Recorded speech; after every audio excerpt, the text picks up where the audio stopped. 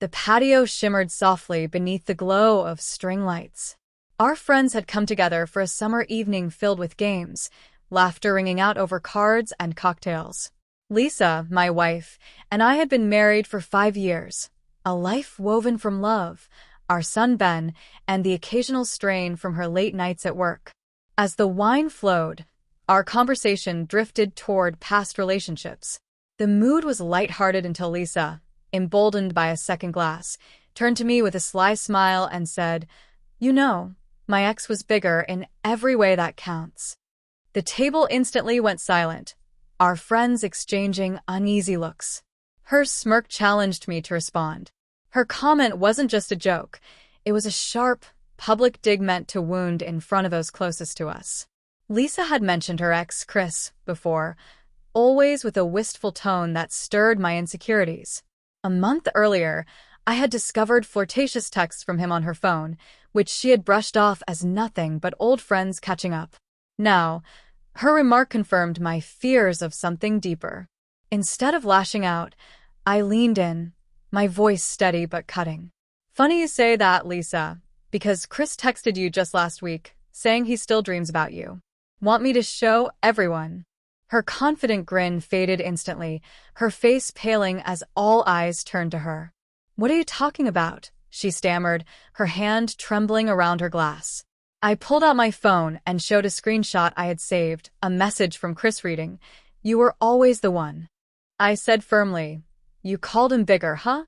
Seems like you're still measuring him against me. Maybe you two should reconnect, because I'm done being your joke." The room grew heavy with silence, friends' eyes wide with shock. Lisa's bold front crumbled in seconds. She tried to laugh nervously, insisting it was just a joke, but her voice cracked. "It's not what you think," she whispered, reaching to grab my hand. I pulled away, holding my gaze steady. "I think you've been texting Chris behind my back," I replied. "I've seen the messages, Lisa." Our friends remained quiet, some avoiding eye contact, others nodding subtly in support. My words weren't just a comeback.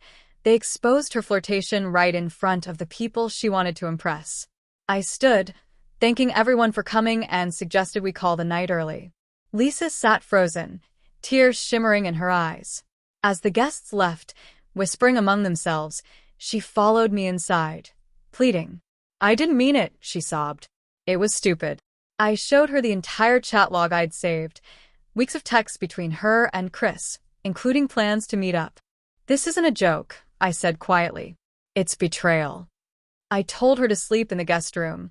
I needed space to think. By morning, the news had spread. A friend had shared the story in a group chat, and Lisa's careless joke became the talk of our circle. Some sided with me, others pressed her for answers. She deleted her social media to avoid the scrutiny, but the damage was done. I learned that Chris was married as well, and when his wife found out, she cut him off immediately. Lisa's attempt to belittle me had backfired. Her own words made her the one diminished. I moved Ben to stay with my parents for a few days, protecting him from the tension at home.